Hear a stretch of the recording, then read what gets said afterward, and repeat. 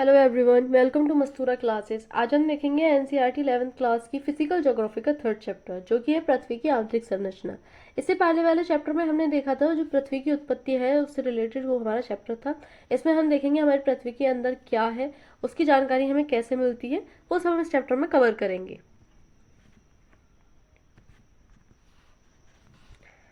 तो शुरू करते हैं अपना चैप्टर। तो पृथ्वी की प्रकृति के बारे में आप किस प्रकार अनुमान लगा सकते हैं? क्या आपके अनुमान के अनुसार पृथ्वी क्रिकेट की गेंद की तरह है? जैसे हम देखते हैं कि पृथ्वी गोल है, लेकिन गोल नहीं होती है, वो भूभाग आकृति की है। यह एक खोखली गेंद है जिस पर चट्टानों की मोटी परत स्थलमंडल है। क्या आपने कभी टेलीविजन पर ज्वालामुखी उद्गार देखे हैं? हम कई बार देखते रहते हैं टेलीविजन पर, चित्रों में, बुक्स में हम बहुत बार देखते हैं। क्या आपको ज्वालामुखी से निकलते हुए गर्म लावा, मिट्टी, धुआं, आग तथा मैग्मा आदि है याद है? जो हम देखते हैं इसमें मैग्मा निकलता है, धूल के कण निकलते हैं, राख निकलती है। पृथ्वी के आंतरिक भाग को अप्रत्यक्ष प्रमाणों के आधार पर समझा जा सकता है। पृथ्वी के आंतरिक भाग को समझने के लिए हम दो प्रकार के स्रोतों का उपयोग करते हैं, क्योंकि पृथ्वी नीचे से इतनी गर्म है, हम इसके अंदर तो जा नहीं सकते, ना ही कोई मशीन जा सकती है। तो प्रत्यक्ष और अप्रत्यक्ष दो प्रकार के प्रमाणों के इनके स्रोतों से हम इसकी जानकारी लेते हैं। क्योंकि पृथ्वी के आंतरिक भाग में ना तो कोई पहुंच सका है और ना ही कभी पहुंच सकता है। आने वाला टाइम कैसा होगा हम नहीं कह सकते, लेकिन वर्तमान में तो अभी तक कोई गया नहीं है, क्योंकि अंदर का टेम्परेचर बहुत ज्यादा है। पृथ्वी के धरातल का विन्यास मुख्यतः भूगर्भ में होने वाली प्रक्रियाओं का परिणाम है। बहिर्जात व अंतर्जात प्रक्रियाएं लगातार भूदृश्य को आकार देती रहती हैं। अंतर्जात प्रक्रियाओं के प्रभाव को अनदेखा कर किसी भी क्षेत्र की भू आकृति की प्रकृति को समझना अधूरा होगा। अर्थात किसी भी प्रदेश की भू आकृति को समझने के लिए भूगर्भिक क्रियाओं को के प्रभाव को जानना आवश्यक है। यानी कि कोई भी आकृति अगर हमारी पृथ्वी पर दिखाई दे रही है तो वो किस प्रकार से बनी है, अंदर की प्रक्रिया क्या चल रही है जिससे उसका निर्माण हुआ है, वो समझना बहुत जरूरी है। मानव जीवन मुख्यतः अपनी क्षेत्रीय भू आकृति से प्रभावित होता है, इसलिए भूदृश्य के विकास को प्रभावित करने वाले सभी कारकों के विषय में जानना आवश्यक है। यह समझने के लिए कि पृथ्वी में कंपन क्यों होता है या सुनामी लहरें कैसे पैदा होती हैं, यह जरूरी है कि हमें पृथ्वी की आंतरिक संरचना का विस्तृत ज्ञान हो। यानी कि हम अगर ऊपर होने वाली प्रक्रियाओं को देखें, सुनामी कैसे आती है, भूकंप कैसे आते हैं, ज्वालामुखी कैसे विस्तार करता है, फटता है, तो उसको समझने के लिए हमें जरूरी है कि पृथ्वी के नीचे ऐसी कौन सी प्रक्रियाएं चल रही हैं जिसके कारण ये सारी घटनाएं हो रही हैं। पिछले अध्याय में आपने पढ़ा कि पृथ्वी का निर्माण करने वाली भूपर पट्टी क्रस्ट से क्रोड तक सभी पदार्थ परतों के रूप में विभाजित है। हमने देखा था पृथ्वी का 3 भाग, सबसे ऊपर क्रस्ट, फिर हमें मेंटल दिखाई दिया जो कि लिक्विड फॉर्म में होता है, और फिर हमें कोर दिखाई दिया। इस प्रकार से हमारी पृथ्वी की परतें हैं। यह जानना भी अत्यंत रोचक है कि वैज्ञानिकों ने कैसे इन परतों के संबंध में जानकारी प्राप्त की। अब उनको कैसे पता चला कि हमारी पृथ्वी इस तरह से भागों में बटी हुई है, परतें हैं, क्योंकि अंदर तो कोई गया नहीं है। प्रत्येक परत की विशेषताओं के बारे में अनुमान लगाया। यह अध्याय इसी विषय पर आधारित है। भूगर्भ की जानकारी के साधन किस प्रकार से हैं? तो पृथ्वी की त्रिज्या लगभग 6378 किलोमीटर है। पृथ्वी की आंतरिक परिस्थितियों के कारण यह संभव नहीं है कि कोई पृथ्वी के केंद्र तक पहुंचकर उसका निरीक्षण कर सके, क्योंकि वहां का टेम्परेचर इतना ज्यादा है, कोई पहुंच ही नहीं सकता, मशीनें भी वहां काम नहीं करती वहां के पदार्थ का कुछ अनुमान प्राप्त कर सके। यह आश्चर्य की बात है कि ऐसी परिस्थितियों में भी वैज्ञानिक हमें यह बताने में सक्षम हुए कि भूगर्भ की संरचना कैसी है और इतनी गहराई पर किस प्रकार के पदार्थ पाए जाते हैं। पृथ्वी की आंतरिक संरचना के विषय में हमारी अधिकतर जानकारी परोक्ष रूप से प्राप्त अनुमानों पर आधारित है, तथापि इस जानकारी का कुछ भाग प्रत्यक्ष प्रेक्षणों और पदार्थ के विश्लेषण पर आधारित है। प्रत्यक्ष स्रोत की बात हम करें, इसमें कौन कौन से आते हैं? तो पृथ्वी से सबसे आसानी से उपलब्ध ठोस पदार्थ धरातलीय चट्टानें हैं, जो हमें चट्टानें दिखाई देती हैं, अथवा वे चट्टानें हैं जो हम खनन क्षेत्रों से प्राप्त करते हैं। दक्षिणी अफ्रीका की सोने की खानें 3 से 4 किलोमीटर तक गहरी हैं। इससे अधिक गहराई में जा पाना असंभव है, क्योंकि उतनी गहराई पर तापमान बहुत अधिक होता है। खनन के अतिरिक्त वैज्ञानिक विभिन्न परियोजनाओं के अंतर्गत पृथ्वी की आंतरिक स्थिति को जानने के लिए प्रपट्टी में गहराई तक छानबीन कर रहे हैं। संसार भर के वैज्ञानिक 2 मुख्य परियोजनाओं पर काम कर रहे हैं। ये हैं गहरे समुद्र में प्रवेदन परियोजना, यानी कि इसको समझने के लिए नीचे की खुदाई कर रहे हैं, खनन कर रहे हैं। तो गहरे समुद्र में जो एशिया जो रूस वाला क्षेत्र है वहां पर ये खनन हुआ जा रहा है समुद्र में। वह समवंत महासागरीय प्रवेदन परियोजना, आज तक सबसे गहरा प्रवेदन आर्कटिक महासागर में कोला क्षेत्र में 12 किलोमीटर तक की गहराई में किया गया है। समुद्र में यह मान करके खुदाई की गई क्योंकि जो हमारी भूपर पट्टी है वो महाद्वीपीय भूपर पट्टी ज्यादा मोटी होती है, महासागरीय पतली होती है, तो वहां पर नीचे जाना थोड़ा आसान पड़ जाता है क्योंकि ऊपर तो पानी है तो उसके अंदर तो वैसे ही चला जाता है, वहां जमीन पहले से ही गहरी है, तो इसलिए फिर ये महासागर में इसे खोदने का उपाय सूझा। इन परियोजनाओं तथा बहुत सी अन्य गहरी खुदाई परियोजनाओं के अंतर्गत विभिन्न गहराई से प्राप्त पदार्थों के विश्लेषण से पृथ्वी की आंतरिक संरचना से संबंधित असाधारण जानकारी प्राप्त हुई है। ज्वालामुखी उद्गार प्रत्यक्ष जानकारी का एक अन्य स्रोत है। जो ज्वालामुखी है उससे हमें पृथ्वी की आंतरिक संरचना की जानकारी मिलती है। यह भी एक प्रत्यक्ष स्रोत है क्योंकि पृथ्वी से निकलने वाला लावा सीधे अंदर से आ रहा है, जिसकी स्टडी करके पता चलता है कि अंदर किस प्रकार का पदार्थ भरा हुआ है। जब कभी भी ज्वालामुखी उद्गार से लावा पृथ्वी की धरातल पर आता है, यह प्रयोगशाला अन्वेषण के लिए उपलब्ध होता है। यद्यपि इस बात का निश्चय कर पाना कठिन होता है कि यह मैग्मा कितनी गहराई से निकला है। अप्रत्यक्ष स्रोत की अगर हम बात करें तो पदार्थ के गुणधर्म के विश्लेषण से पृथ्वी के आंतरिक भाग की अप्रत्यक्ष जानकारी प्राप्त होती है। इसको अप्रत्यक्ष तरीके से देखा जाता है। खनन क्रिया से हमें पता चलता है कि पृथ्वी की धरातल में गहराई बढ़ने के साथ साथ तापमान एवं दाब में वृद्धि होती है। जब नीचे खुदाई करते करते जाने लगे, क्योंकि इंसानों को लगा आखिरकार पृथ्वी के नीचे क्या है उसको भी देखना चाहिए, तो उन्होंने खुदाई करनी शुरू की। करते गए तो एक जगह ऐसी पड़ी जहाँ का तापमान बहुत ज्यादा था और दाब भी बहुत ज्यादा पड़ने लगा। अब तापमान और दाब के पड़ने के कारण वहां पर मशीनों ने भी काम करना बंद कर दिया। इतना ही नहीं, हमें यह भी पता चलता है कि गहराई बढ़ने के साथ साथ पदार्थ का घनत्व भी बढ़ता है। तापमान, दबाव व घनत्व में इस परिवर्तन की दर को आंका जा सकता है। पृथ्वी की कुल मोटाई को ध्यान में रखते हुए वैज्ञानिकों ने विभिन्न गहराइयों पर पदार्थ के तापमान, दबाव एवं घनत्व के मान को अनुमानित किया है।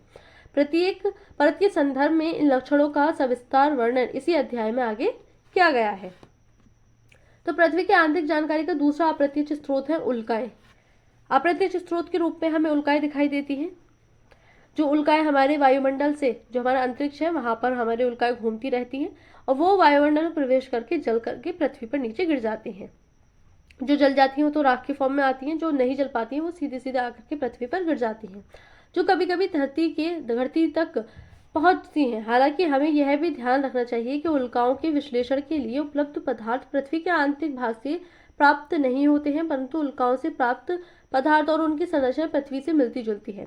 इससे ये पता लगाया जाता है जिस प्रकार से जिस पदार्थ से उल्काएं बनी हुई हैं उसी प्रकार से हमारी जो पृथ्वी है उन्हीं पदार्थों से मिलकर के बनी हुई है। तो अप्रत्यक्ष स्रोत के रूप में इसको देखा जाता है। उनकी स्टडी करके ये समझा जाता है कि हमारी पृथ्वी भी कुछ इसी टाइप की बनी हुई है।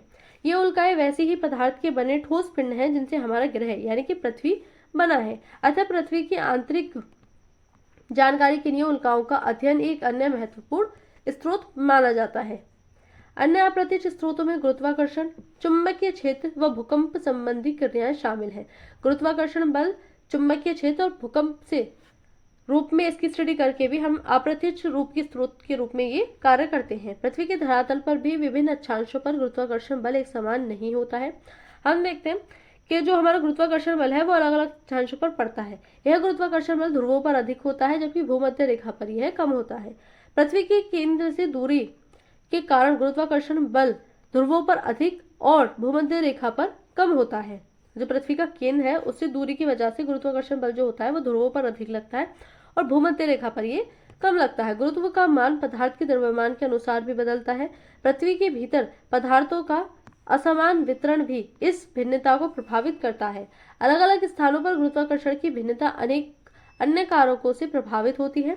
इस भिन्नता को गुरुत्व विसंगति, ग्रेविटी नॉर्मली कहा जाता है, एनोमली कहा जाता है। गुरुत्व विसंगति में हमें भूपर पट्टी में पदार्थ के द्रव्यमान के वितरण की जानकारी देती है। चुंबकीय सर्वेक्षण भी भूपर पट्टी में चुंबकीय पदार्थ के वितरण की जानकारी देती है। भूकंपीय गतिविधियां भी पृथ्वी की आंतरिक जानकारी का एक महत्वपूर्ण स्रोत माना जाता है। जो भूकंप आता है उसमें तरंगे चलती हैं, हम देखते हैं पी और एस वाली, आर एल वाली। तो ये जो पी और एस वाली तरंगे होती हैं इनकी स्टडी करके हमें पता चलता है कि किस प्रकार की पृथ्वी की आंतरिक संरचना है। अतः हम कुछ विस्तार से इस पर चर्चा करेंगे। भूकंपीय तरंगों का अध्ययन पृथ्वी की आंतरिक परतों का संपूर्ण चित्र प्रस्तुत करता है। साधारण भाषा में भूकंप का अर्थ है पृथ्वी में कंपन। जब पृथ्वी में कंपन पैदा होता है यानी कि पृथ्वी हिलने लगती है तो उसको हम भूकंप कहते हैं। यह एक प्राकृतिक घटना है। ऊर्जा के निकलने के कारण तरंगें उत्पन्न होती हैं जो सभी दिशाओं में फैलकर भूकंप लाती है। हमारी पृथ्वी एक समान तरह से पूरी तरह से मिली हुई नहीं है, बल्कि प्लेटों में बटी हुई है, जिसमें 7 बड़ी प्लेटें हैं और 20 के समथिंग में छोटी छोटी प्लेटें हैं। तो इन प्लेटों के आपस में टकराने के कारण या दूर दूर जाने के या आपस में घिसाव करने के कारण इनमें से ऊर्जा निकलती है और ऊर्जा निकलने से पृथ्वी कंपन करती है। इसी को भूकंप कहते हैं। भूकंप अभिलेखी तो इस तरह से जो तरंगे हैं वो चलती हैं, जैसे कि पहुंचने का समय, तो ये पी तरंगे, ये एस तरंगे और ये धरातलीय तरंगे। जब धरातलीय तरंगे चलती हैं तो ये बहुत ज्यादा होती हैं, जिसके कारण अत्यधिक नुकसान हमें देखने को मिलता है। अब पृथ्वी में कंपन क्यों पैदा होता है? तो प्राय भ्रंश के किनारे किनारे ही ऊर्जा निकलती है। जहाँ की प्लेटों के किनारे होते हैं, जहां से टकराती हैं, तो वहीं से हमारी ऊर्जा निकलती है और वहीं पर सबसे भयंकर परिणाम हमें भूकंप के देखने को मिलते हैं। भूपर्पट्टी की शैलों में गहन दरारें भी भ्रंश होती हैं। भ्रंश के दोनों तरफ शैलें विपरीत दिशा में गति करती हैं। जहां ऊपर के शैलखंड दबाव डालते हैं, उनके आपस के घर्षण उन्हें परस्पर बांधे रहता है। फिर भी अलग होने की प्रवृत्ति के कारण एक समय पर घर्षण का प्रभाव कम हो जाता है, जिसके परिणाम स्वरूप शैलखंड विकृत होकर अचानक एक दूसरे के विपरीत दिशा में सरक जाते हैं। इसके परिणाम स्वरूप ऊर्जा निकलती है और ऊर्जा तरंगे सभी दिशाओं में गतिमान होती हैं। वह स्थान जहां से ऊर्जा निकलती है भूकंप का उद्गम केंद्र फोकस कहलाता है। इसे अवकेंद्र हाइपोसेंटर भी कहा जाता है, यानी कि जहां से भूकंप का उद्गम होता है पृथ्वी के नीचे से, जहां प्लेटें टकराती हैं, तो उसको हम कहते हैं केंद्र। और जहां सबसे ऊपर हमारी भूपर्पट्टी पे ये इसकी जो तरंगे हैं वो निकलती हैं, उसको हम कहते हैं अवकेंद्र, या इसको अभिकेंद्र भी कह देते हैं। ऊर्जा तरंगे अलग अलग दिशाओं में चलती हुई पृथ्वी की सतह तक पहुंचती हैं। भूतल पर वह बिंदु जो उद्गम केंद्र के समीपतम होता है अधिकेंद्र एपिसेंटर कहलाता है। अधिकेंद्र पर ही सबसे पहले तरंगों को महसूस किया जाता है। अधिकेंद्र उद्गम केंद्र के ठीक ऊपर 90 डिग्री के कोण पर होता है, जहां पर सबसे पहले ये तरंगे निकलती हैं। भूकंपीय तरंगे अर्थक्वेक वेव्स क्या हैं, इनके बारे में समझे तो सभी प्राकृतिक भूकंप स्थल मंडल लिथोस्फीयर में ही आते हैं, जो हमारा स्थल मंडल है जिस पर हम रहते हैं, यहाँ पर भूकंप आते हैं। इसी अध्याय में आगे आप पृथ्वी की विभिन्न परतों के बारे में पढ़ेंगे। अब लिथोस्फीयर में ही क्यों आते हैं? क्योंकि जो हमारा लिथोस्फीयर है वो स्थेनोस्फीयर के ऊपर तैरा है। लिथोस्फीयर यानी कि स्थल मंडल। स्थल मंडल किससे बनता है? जो हमारी भूपर्पट्टी होती है, चाहे वो महाद्वीपीय भूपर्पट्टी हो चाहे वो महासागरीय हो, और साथ में जो हमारा मेटल का ऊपर वाला भाग होता है उसको मिलाकर के हमारा लिथोस्फीयर बनता है। ये हम आगे समझेंगे किस प्रकार से स्थेनोस्फीयर और लिथोस्फीयर होते हैं। अभी इतना समझ लेना पर्याप्त है कि स्थलमंडल पृथ्वी के धरातल से 200 किलोमीटर तक की गहराई वाले भाग को कहते हैं। यानी कि स्थलमंडल क्या होता है? ऊपर से लेकर के 200 किलोमीटर तक की गहराई तक जितना होता है वो हमारा स्थलमंडल होता है। भूकंप मापी यंत्र सिस्मोग्राफ सतह पर पहुंचने वाली भूकंप तरंगों को अभिलेखित करता है। भूकंपीय तरंगों का अभिलेखीय वक्र जो हमारा कर्व होता है वो दिखाता है। यह वक्र 3 अलग बनावट वाली तरंगों को प्रदर्शित करता है। बुनियादी तौर पर भूकंपीय तरंगे 2 प्रकार की हैं। भूगर्भिक तरंगे जैसे कि बॉडी वेव्स व धरातलीय तरंगे सरफेस वेव्स। हम तरंगों को भी 2 प्रकार से बांट सकते हैं। एक होता है जो हमारी भूगर्भिक तरंगे होते हैं, यानी कि जो पृथ्वी के नीचे चलती हैं, और एक होती है सरफेस वेव्स जो धरातलीय तरंगे होती हैं, जो भूपर्पट्टी पर ऊपर की ओर चलती हैं। भूगर्भिक तरंगें उद्गम केंद्र से ऊर्जा के मुक्त होने के दौरान पैदा होती हैं और पृथ्वी के अंदरूनी भाग से होकर सभी दिशाओं में आगे बढ़ती हैं। ये पृथ्वी के नीचे नीचे गति करती हैं, इसलिए इन्हें भूगर्भिक तरंगे कहा जाता है। भूगर्भिक तरंगे एवं धरातलीय शैलों के मध्य अन्योन्य क्रिया के कारण नई तरंगे उत्पन्न होती हैं, जिन्हें धरातलीय तरंगे कहा जाता है।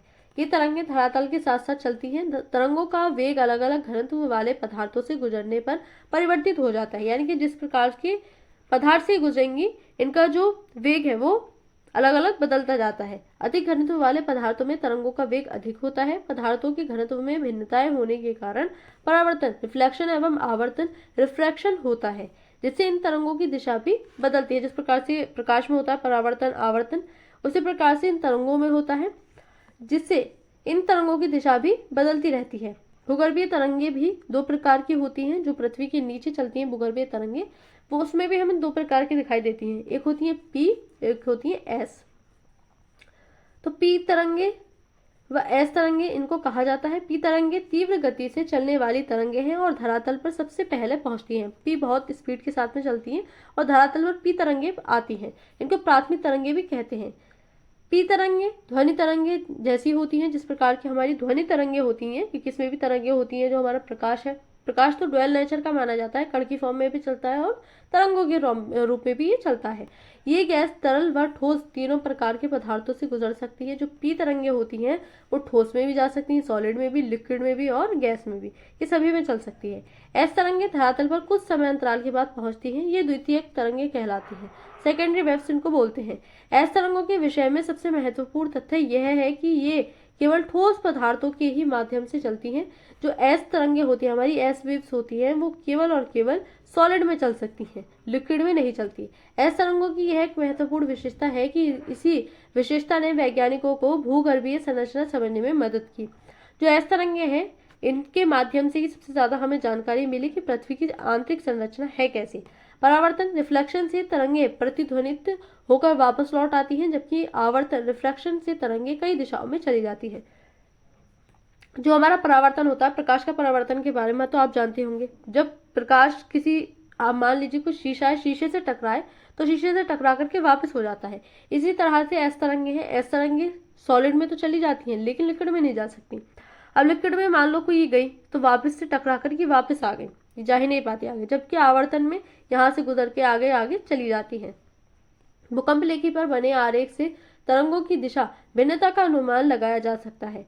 धरातलीय तरंगे भूकंप लेखी पर अंत में अभिलेखित होती हैं। ये तरंगे ज्यादा विनाशकारी होती हैं। इनसे शैल विस्थापित होती हैं और इमारतें गिर जाती हैं। जो शैल है वो भी चटक करके भूस्खलन जैसी स्थिति बन जाती है और जो इमारतें होती हैं वो भी गिर जाती हैं, तो काफी ज्यादा खतरनाक होती हैं। भूकंपीय तरंगों का संचरण, तो भिन्न भिन्न प्रकार की भूकंपीय तरंगों के संचरित होने की प्रणाली भिन्न भिन्न होती है। जैसे ही ये संचरित होती हैं तो शैलों में कंपन पैदा होती है। पी तरंगों से कंपन की दिशा तरंगों की दिशा के समानांतर ही होती है। यह संरचना गति की दिशा में ही पदार्थ पर दबाव डालती है। इसके दबाव के फलस्वरूप पदार्थ के घनत्व में भिन्नता आती है और शैलों में संकुचन व फैलाव की प्रक्रिया पैदा होती है। जब हमारी शैल होती है वो इसकी वजह से सिकुड़ती है और फिर फैलती है, फिर सिकुड़ती है, फिर फैलती है और अचानक से फिर वो जो है टूट जाते हैं, जिसको हम भूस्खलन कहते हैं।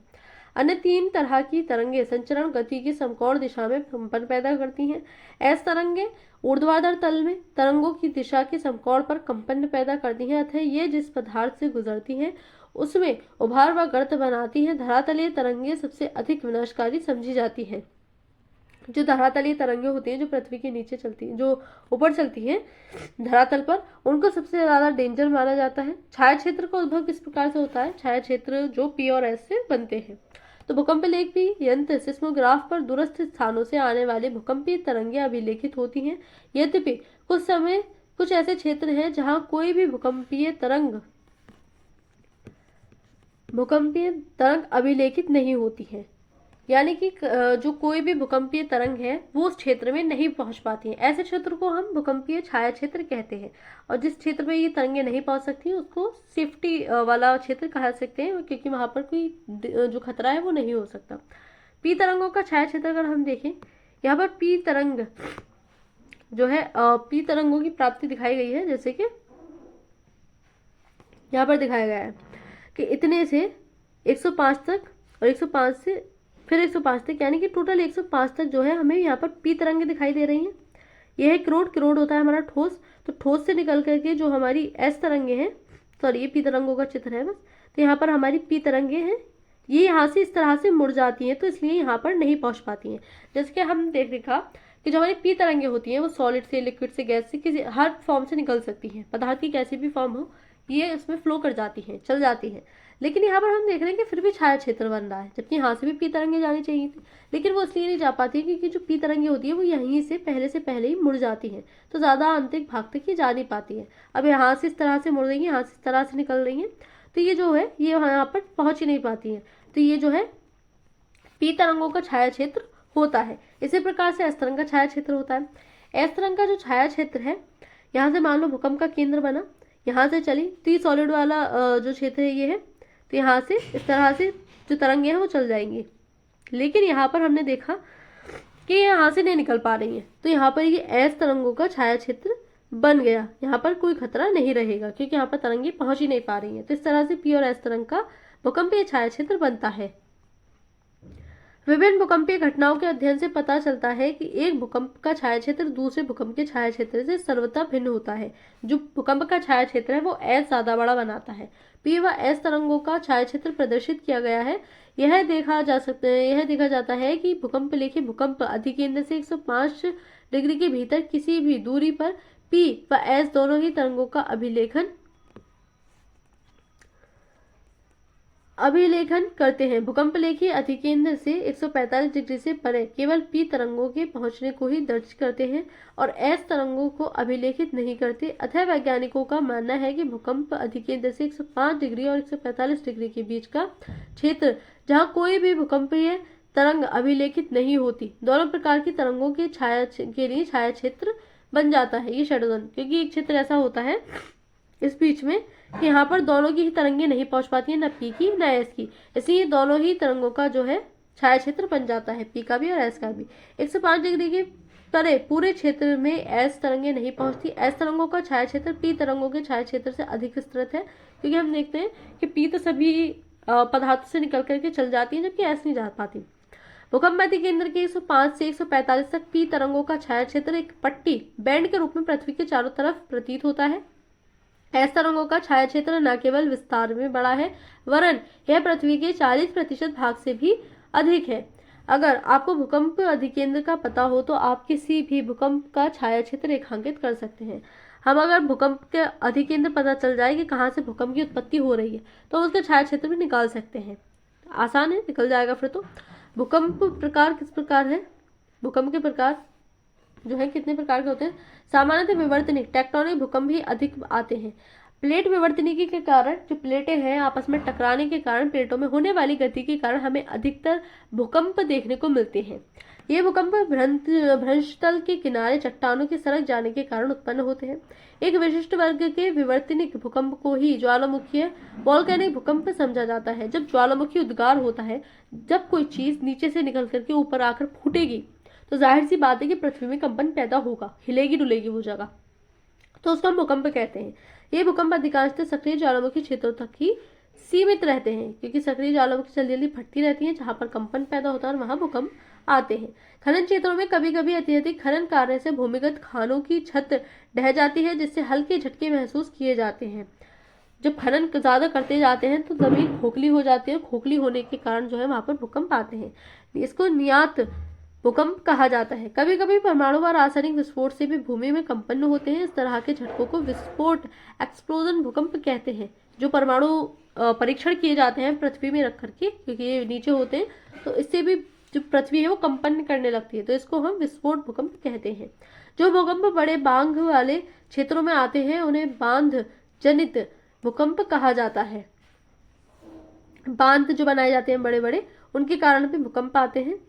भूकंपों की माप किस प्रकार से की जाती है? तो भूकंपीय घटनाओं का मापन भूकंपीय तीव्रता के आधार पर अथवा आघात की तीव्रता के आधार पर किया जाता है। भूकंपीय तीव्रता की मापनी रिक्टर स्केल के नाम से जानी जाती है। भूकंपीय तीव्रता भूकंप के दौरान ऊर्जा मुक्त होने से संबंधित है। इस मापनी के अनुसार भूकंप की तीव्रता 0 से 10 तक होती है। आघात की तीव्रता या गहनता को इटली के भूकंप वैज्ञानिक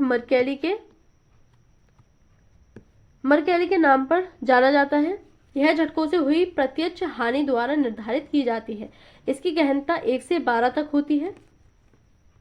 तो यहाँ पर जो है भूकंप द्वारा हुए नुकसान का एक दृश्य दिखाया गया है। योरी में एलओसी में स्थित अमन सेतु भारत का, जो कि भूकंप के द्वारा टूट गया, उसको दिखाया गया है। भूकंप के प्रभाव क्या क्या पड़ सकते हैं? तो भूकंप एक प्राकृतिक आपदा है। भूकंपीय आपदा से होने वाले प्रकोप निम्न है। भूमि का हिलना, क्योंकि इसमें कंपन पैदा होता है। धरातलीय विसंगति, भूस्खलन या पंखस्खलन, मृदा द्रवण, धरातल का एक तरफ झुकना, हिमस्खलन, धरातलीय विस्थापन, बांध व तटबंध के टूटने से बाढ़, आग लगना, इमारतों का टूटना तथा ढांचों का ध्वस्त होना, वस्तुओं का गिरना, सुनामी इत्यादि जैसी प्रभाव हमें भूकंप के द्वारा देखने को मिल सकते हैं। तो यहाँ पर जो है ज्वारी लहरों द्वारा हुई तबाही का एक दृश्य मेरीना तट भारत पर दिखाया गया है। ये ज्वारीय लहरों द्वारा हुए विनाश का एक दृश्य थाईलैंड में दिखाया गया है। ये ज्वारीय लहरों तटों पर स्थित आवासीय क्षेत्रों का विध्वंस श्रीलंका में दिखाया गया है, यानी कि जहां जहां अलग अलग क्षेत्रों में जो है भूकंप आए हैं तो उनको दिखाया गया है किस प्रकार से तबाह होते हैं। उपरोक्त सूचीबद्ध प्रभावों में से पहले 6 का प्रभाव स्थल रूपों पर देखा जा सकता है, जबकि अन्य को उस क्षेत्र में होने वाले जन व धन की हानि से समझा जा सकता है। सुनामी का प्रभाव तभी पड़ेगा जब भूकंप का अधिकेंद्र समुद्री अधस्थल पर हो और भूकंप की तीव्रता बहुत अधिक हो। सुनामी अपने आप में भूकंप नहीं है, ये वास्तव में लहरें हैं जो भूकंपीय तरंगों से उत्पन्न होती हैं। यद्यपि मूल रूप से कंपन की क्रिया कुछ सेकंड ही रहती है, फिर भी यदि भूकंप की तीव्रता रिक्टर स्केल पर 5 से अधिक है तो इसके परिणाम अत्यधिक विनाशकारी होते हैं। भूकंप की आवृत्ति की बात करें तो भूकंप एक प्राकृतिक आपदा है। तीव्र भूकंप के झटकों से जन व धन की अधिक हानि होती है। फिर भी ऐसा नहीं है कि विश्व के सभी भागों में तीव्र भूकंप ही आते हैं। केवल वही क्षेत्र जो भ्रंश के समीप है ऐसे तीव्र झटके महसूस करते हैं। हम ज्वालामुखी व भूकंप के वितरण का वर्णन अगले अध्याय में पढ़ेंगे। प्राय यह देखा गया है कि रिक्टर स्केल पर 8 से अधिक तीव्रता वाले भूकंप आने की संभावना बहुत ही कम होती है, जो 1-2 वर्षों में ही एक बार आते हैं, जबकि हल्के भूकंप लगभग हर मिनट पृथ्वी के किसी न किसी भाग में महसूस किए जाते हैं। जो भूकंप होते हैं छोटे छोटे वाले, जिनकी तीव्रता कम होती है, वो पृथ्वी के किसी न किसी हिस्से में आते रहते हैं, लेकिन वो बहुत कमी के हिसाब से महसूस होते हैं, इसलिए ज्यादा उनकी जानकारी मिलती नहीं है। पृथ्वी की संरचना की अगर हम बात करें तो भूपर पट्टी, क्रस्ट जिसको बोलते हैं, यह ठोस पृथ्वी का सबसे बाहरी भाग है जिस पर हम रह रहे हैं। यह बहुत भंगुर भाग है जिसमें जल्दी टूट जाने की प्रवृत्ति पाई जाती है। भूपर पट्टी की मोटाई महाद्वीपों व महासागरों के नीचे अलग अलग होती है। महाद्वीपों में ये ज्यादा मोटी होती है, जबकि महासागरों में ये जो है महाद्वीप की तुलना में कम होती है। महासागरों के नीचे इसकी औसत मोटाई 5 से किलोमीटर है, जबकि महाद्वीपों के नीचे यह 30 किलोमीटर तक है, यानी कि कुछ इस प्रकार की प्रक्रिया है, ऐसे करके। तो यहाँ पर ये महाद्वीपीय परपट्टी और ये महासागरीय। मुख्य पर्वतीय श्रृंखलाओं के क्षेत्र में यह मोटाई और भी अधिक है। हिमालय पर्वत श्रेणियों के नीचे भूपर पट्टी की मोटाई लगभग 70 किलोमीटर तक है। जो हमारे पूरे पर्वत होते हैं, ज्वालामुखी होती है, उन सबको माप करके जो है हमारी भूपर पट्टी बनाई जाती है। और यहाँ पर बन गया पानी, क्योंकि ये भूपर पट्टी पतली रह गई, जिसके कारण यहाँ गड्ढा हो गया। गड्ढा होने के कारण जो है यहाँ पर पानी भर गया और ये महासागर बन गए। तो यहाँ पर पृथ्वी की आंतरिक संरचना दिखाई गई है, जो हमारी त्रिज्या है 6378 किलोमीटर। तो यहाँ पर स्थल मंडल, भूपर पट्टी का ऊपरी सार्वत्रिक ठोस मेंटल, भूपर पट्टी का ऊपरी भाग और ऊपरी सार्वत्रिक ठोस मेंटल जो होता है हमारा, क्योंकि जो हमारा मेंटल होता है वो भी 2 भागों में होता है, आउटर मेंटल और इनर मेंटल।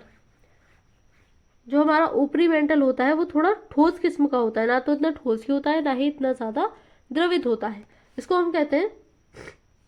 और ये मिलकर के और महाद्वीपीय परपट्टी है और महासागरीय परपट्टी है, इनको मिलाकर के हमारा पूरा स्थल मंडल का निर्माण होता है। ये तो एक कोर, जो कि आउटर कोर होता है, वो हमारा होता है लिक्विड फॉर्म में, और जो हमारा इनर कोर होता है वो होता है हमारा सॉलिड फॉर्म में।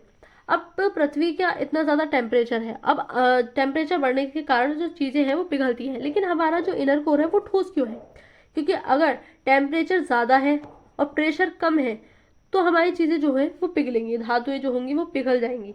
लेकिन अगर टेम्परेचर कम है और प्रेशर ज्यादा है टेम्परेचर की तुलना में, तो ऐसे में क्या होगा? ऐसे में चीजें ठोस होंगी, पिघल नहीं पाएंगी। तो यहाँ पर भी ये हो रहा है कि टेम्परेचर तो है, बहुत ज्यादा टेम्परेचर है, लेकिन यहाँ पर टेम्परेचर से ज्यादा प्रेशर है, और प्रेशर होने के कारण यहाँ पर हमें सॉलिड फॉर्म दिखाई दे रही है। जो हमारा इनर कोर है वो ठोस हो चुका है। तो इस तरह से हमारे पृथ्वी का आंतरिक भाग है। मेंटल की अगर हम बात करें, जो हमारे भूपर पट्टी के नीचे है, तो भूगर्भ में परपट्टी के नीचे का भाग मेंटल कहलाता है। यह मोह अशांतता डिसकंटिन्यूटी से आरंभ होकर 2900 किलोमीटर की गहराई तक पाया जाता है। मेंटल का ऊपरी भाग दुर्बलता मंडल, जिसको हम एस्थेनोस्फेयर कहा जाता है। एस्थेनो का शब्द का अर्थ है दुर्बलता से। इसका विस्तार 400 किलोमीटर तक आंका गया है। ज्वालामुखी उद्गार के दौरान जो लावा धरातल पर पहुंचता है उसका मुख्य स्रोत यही होता है। जो हम ज्वालामुखी के टाइम पर अंदर से आंतरिक भाग से लावा निकलते हुए देखते हैं, वो दुर्बलता मंडल से ही निकल करके आता है। भूपर पट्टी एवं मेंटल का ऊपरी भाग स्थिर मिलकर स्थलमंडल कहलाता है। जो हमारा स्थलमंडल होता है ये होता है स्थलमंडल। इसकी मोटाई 10 से 200 किलोमीटर के बीच पाई जाती है। निचले मंडल का विस्तार दुर्बलता मंडल के समाप्त हो जाने के बाद तक है। यह ठोस अवस्था में होता है। क्रोड की अगर हम बात करें तो जैसा कि पहले ही इंगित किया जा चुका है कि भूकंपीय तरंगों के वेग ने पृथ्वी के क्रोड को समझने में सहायता की है। क्रोड व मेंटल की सीमा 2900 किलोमीटर की गहराई पर है। बाह्य क्रोड आउटर कोर जो होता है ये तरल अवस्था में, जबकि आंतरिक कोर जो हमारा इनर कोर होता है वो ठोस अवस्था में पाया जाता है। क्रोड भारी पदार्थों मुख्यतः निकिल व लोहे फेरम का बना है। इसे निफे भारत के नाम से जानते हैं। जो निफे है, निफे परत के नाम से इसको जाना जाता है, जो हमारा कोर होता है। अब ये जो निकिल और फेरम है, क्योंकि भारी धातुएं हैं जिसके कारण ये भारी होने की वजह से पृथ्वी के आंतरिक में चली गई, यानी कि अंदर वाले हिस्से में, बिल्कुल नीचे वाले हिस्से में चली गई। कि भारी चीजें नीचे बैठती हैं और हल्की ऊपर रह जाती हैं। तो ऐसा ही कुछ हुआ यहाँ पर भी। ज्वालामुखी व ज्वालामुखी निर्मित स्थल रूप की अगर हम बात करें तो आपने अनेक बार ज्वालामुखी के चित्र देखे होंगे। ज्वालामुखी वह स्थान है जहां से निकलकर गैसीय राख और तरल चट्टानी पदार्थ लावा पृथ्वी के धरातल तक पहुंचता है। जब पृथ्वी के जो हमारा दुर्बलता मंडल है, दुर्बलता मंडल से हमने लावा मैग्मा जो है उसको निकलते हुए देखा। मैग्मा होता है जब पृथ्वी के आंतरिक भाग में रहता है, और वही मैग्मा जब पृथ्वी की भूपर पट्टी पर आ जाता है, बाहर निकल जाता है, तो हम उसको लावा कहते हैं। तो जब ये हमारा लावा होता है, ये पृथ्वी के अंदर भाग से निकल करके ऊपर फैलता है, तो हम उसको जो है अचानक से आने वाला, जिसमें ये अलग अलग रूप जो है अलग अलग फॉर्म बनाता है, इसको हम ज्वालामुखी कहते हैं। यदि यह पदार्थ कुछ समय पहले ही बाहर आया हो या अभी निकल रहा हो तो वह ज्वालामुखी सक्रिय ज्वालामुखी कहलाता है। जब विस्फोट होते हैं, मैग्मा निकलता है, तो उसको हम सक्रिय ज्वालामुखी कहते हैं। तरल चट्टानी पदार्थ दुर्बलता मंडल से निकलकर धरातल पर पहुंचता है। जब तक यह पदार्थ मेंटल के ऊपरी भाग में है, यह मैग्मा कहलाता है। जब यह भूपटल के ऊपरी या धरातल पर पहुंचता है तो लावा कहलाता है। वह पदार्थ जो धरातल पर पहुंचता है उसमें लावा प्रवाह, लावा के जमे हुए टुकड़ों का मलबा, जल खंडाश्म, ज्वालामुखी बम, राख, धूलकण व गैसें जैसे नाइट्रोजन यौगिक, सल्फर यौगिक और कुछ मात्रा में क्लोरीन, हाइड्रोजन व आर्गन शामिल होते हैं। ज्वालामुखी उद्गार की प्रवृत्ति और धरातल पर विकसित आकृतियों के आधार पर ज्वालामुखियों को वर्गीकृत किया जाता है। कुछ मुख्य ज्वालामुखी निम्न प्रकार से हैं। जो ज्वालामुखी है उनमें भी टाइप होते हैं, जैसे कि सबसे पहले शील्ड ज्वालामुखी, शील्ड वोल्केनोस कौन सी, तो बेसाल्ट प्रवाह को छोड़कर पृथ्वी पर पाए जाने वाले सभी ज्वालामुखियों में शील्ड ज्वालामुखी सबसे विशाल है। हवाई द्वीप की ज्वालामुखी इसके सबसे अच्छे उदाहरण है। जो हवाई द्वीप है यहाँ पर सबसे ज्यादा ज्वालामुखी जो सक्रिय वाले होते हैं, शील्ड वाले ज्वालामुखी सॉरी, वो यहाँ पर दिखाई देते हैं। ये ज्वालामुखी मुख्यतः बेसाल्ट से निर्मित होते हैं जो तरल लावा के ठंडे होने से बनते हैं। यह लावा उद्गार के समय बहुत तरल होता है, इसी कारण इन ज्वालामुखियों का ढाल तीव्र होता है, यानी कि शंकु आकार वाला बन जाता है, क्योंकि गर्म मैग्मा से निकलता है। यदि किसी तरह निकास नली वेंट से पानी भीतर चला जाए तो ये ज्वालामुखी विस्फोटक भी हो जाते हैं, जैसे यहाँ पर दिखाया गया है शील्ड ज्वालामुखी। यह शील्ड ज्वालामुखी का चित्र, और यहाँ पर है सिंडर शंकु। इस तरह से बन जाते हैं, एक शंकु आकार वाली आकृति ले लेते हैं ये। अन्यथा कम विस्फोटक होना ही इनकी विशेषता होती है, यानी कि कम फटती है, लेकिन अगर इनके वेंट में पानी चला जाता है तो यहाँ पर ये विस्फोट हो जाती है। इन ज्वालामुखियों से लावा फवारे के रूप में बाहर आता है और निकास पर एक शंकु कौन बनाता है जो सिंडर शंकु के रूप में विकसित होता है। इस प्रकार की कुछ आकृति होती है, इस तरह से एक शंकु आकार वाली आकृति ये ले लेती है। तो यहाँ से हमारा लावा, मैग्मा, राख, धूलकड़ी ये सब निकलते हुए दिखाई देते हैं। मिश्रित ज्वालामुखी, ये मिश्रित ज्वालामुखी इन ज्वालामुखियों से बेसाल्ट की अपेक्षा अधिक ठंडे व श्यान, गाढ़ा या चिपचिपा लावा उद्गार होते हैं। प्राय ये ज्वालामुखी भीषण विस्फोटक होते हैं। इनसे लावा के साथ भारी मात्रा में ज्वल खंडाश्म पदार्थ व द्राक भी धरातल पर पहुंचती है। यह पदार्थ निकास नली के आसपास परतों के रूप में जमा हो जाते हैं, जिनके जमाव मिश्रित ज्वालामुखी के रूप में दिखते हैं। तो यह मिश्रित ज्वालामुखी इस तरह से विस्फोट होती है। तो ज्वालामुखी कुंड, कॉलेरा, ये पृथ्वी पर पाए जाने वाले सबसे अधिक विस्फोटक ज्वालामुखी हैं। सबसे ज्यादा विस्फोट होते रहते हैं। आमतौर पर ये इतने विस्फोटक होते हैं कि जब इनमें विस्फोट होता है तब वे ऊंचा ढांचा बनाने के बजाय स्वयं नीचे धंस जाते हैं। धंसे हुए विध्वंस गर्त लावा के गिरने से जो गड्ढे बनते हैं, गर्त ही ज्वालामुखी कुंड कैल्डेरा कहलाते हैं। इनका यह विस्फोटक रूप बताता है कि इन्हें लावा प्रदान करने वाले मैग्मा के भंडार न केवल विशाल हैं, वरन इनके बहुत से पास स्थित होते हैं। इनके द्वारा निर्मित पहाड़ी मिश्र ज्वालामुखी की तरह प्रतीत होती है, जिससे इनकी पहाड़ी का निर्माण होता है। बेसाल्ट प्रवाह क्षेत्र, तो ये ज्वालामुखी अत्यधिक तरल लावा उगलते हैं जो बहुत दूर तक बह निकलता है। संसार के कुछ भाग हजारों वर्ग किलोमीटर घने लावा प्रवाह से ढके हैं, यानी कि इतना अधिक तरल होता है ये कि बहुत दूर तक जो है ये फैल जाता है। इनमें लावा प्रवाह क्रमानुसार होता है और कुछ प्रवाह 50 मीटर से भी अधिक मोटे हो जाते हैं। कई बार अकेला प्रवाह सैकड़ों किलोमीटर दूर तक फैल जाता है। भारत का दक्कन ट्रैप, जिस पर वर्तमान महाराष्ट्र पठार का ज्यादातर भाग पाया जाता है, बृहद बेसाल्ट लावा प्रवाह क्षेत्र है। ऐसा विश्वास किया जाता है कि आज की अपेक्षा आरंभ में एक अधिक बृहद क्षेत्र इस प्रवाह से ढका था। जो हमारा दक्कन वाला पठार है, जहां पर हमारा महाराष्ट्र वगैरह दिखाई देता है, तो ये इसी के द्वारा निर्मित हुआ है।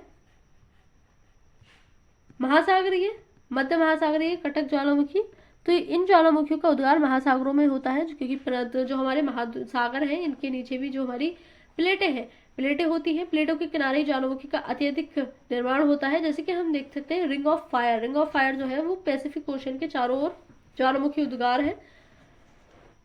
इस क्षेत्र में सबसे ज्यादा ज्वालामुखी आते हैं, जिसको हम रिंग ऑफ फायर के नाम से जानते हैं। तो जो हमारे महासागर होते हैं इनके नीचे भी ज्वालामुखी का उद्गार होता है, और उद्गार होने के कारण यहाँ पर ये कटक बना देते हैं। मध्य महासागरीय कटक एक श्रृंखला जो 70,000 किलोमीटर से अधिक लंबी है और जो सभी महासागरीय बेसिनों में फैली है। इस कटक के मध्यवर्ती भाग में लगातार उद्गार होता रहता है। अगले अध्याय में हम इसे और अच्छे से देखेंगे, किस प्रकार से बनता है, कहाँ कहाँ आते हैं, वो सब हम अच्छे से जानेंगे। ज्वालामुखी स्थलाकृतियां, अंतर्वेदी आकृतियां।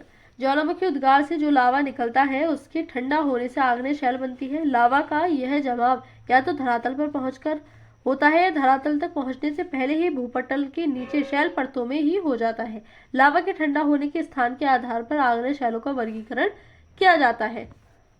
ज्वालामुखी शैलें, जब लावा धरातल पर पहुंचकर ठंडा होता है। पातालीय शैल, जब लावा धरातल के नीचे ही ठंडा होकर जम जाता है। जब लावा भूपटल के भीतर ही ठंडा हो जाता है तो कई आकृतियां बनाता है, अलग अलग आकृतियां बनती है इससे। ये आकृतियां अंतर्वेदी आकृतियां कहलाती हैं, जो पृथ्वी के नीचे यानी कि जो हमारी भूपर पट्टी है उसको तोड़ करके लावा बाहर नहीं आ पाता और उसके नीचे ही ठंडा होकर के जम जाता है, तो हम उन्हें आकृति जो है अंतर्वेदी आकृतियां कहा जाता है। इनमें से कुछ चित्र में दिखाई गई हैं। तो यहाँ पर जैसे कि चित्र दिखाया गया है ज्वालामुखी स्थल आकृतियों का, यहाँ पर हम आकृतियां देख सकते हैं, जैसे कि लावा पठार, बाढ़ व्रत ज्वालामुखी, ये वाला क्षेत्र। लावा मेसा इस तरह का बनाती है, ये होता है सिंडर शंकु, जहां से निकलता है मैग्मा लावा वगैरह।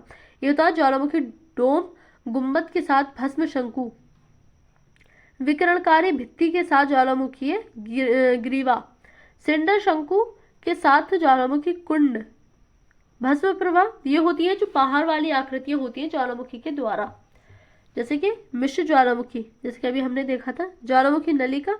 अब ये होती है जो पृथ्वी के जो अंदर है, अंदर ही ये ठंडी होकर के जम जाती है और आकृति का निर्माण करती है, जैसे कि हमें सिल यहाँ पर दिखाई दे रही है। ज्वालामुखी नलिका, लैकोलिथ, भित्ति, स्कंद, महास्कंद, आपर्दित लैकोलिथ, ज्वाला नलिका, तो ये सब जो है ये हमें आंतरिक आकृति बनती हुई दिखाई देती हैं। बात करें बैथोलिथ की, यदि मैग्मा बड़ा पिंड भूपरपट्टी में अधिक गहराई पर ठंडा हो जाए तो यह एक गुंबद के आकार में विकसित हो जाता है। अनाच्छादन प्रक्रियाओं के द्वारा ऊपरी पदार्थ के हट जाने पर ही यह धरातल पर प्रकट होते हैं। ये विशाल क्षेत्र में फैले होते हैं और कभी कभी इनकी गहराई भी कई किलोमीटर तक होती है। ये ग्रेनाइट के बने पिंड हैं, इन्हें बैथोलिथ कहा जाता है, जो मैग्मा भंडारों के रूप में जमा हुए होते हैं। लैकोलिथ की बात करें तो ये गुंबदनुमा विशाल अंतर्वेदी चट्टाने हैं, जिनका तल समतल व एक पाई रूपी वाहक नली से नीचे से जुड़ा होता है। इनकी आकृति धरातल पर पाए जाने वाले मिश्र ज्वालामुखी की गुंबद से मिलती है। अंतर केवल यह होता है कि लैकोलिथ गहराई में पाया जाता है। कर्नाटक के पठार में ग्रेनाइट चट्टानों की बनी ऐसी ही गुंबदनुमा पहाड़ियां हैं। इनमें से अधिकतर अब अपत्रित हो चुके हैं व धरातल पर देखी जा सकती हैं। ये लैकोलिथ व बैथोलिथ के अच्छे उदाहरण हैं। लैकोलिथ, फैकोलिथ व सिल तो ऊपर उठते लावे का कुछ भाग क्षैतिज दिशा में पाए जाने वाले कमजोर धरातल में चला जाता है। यहाँ यह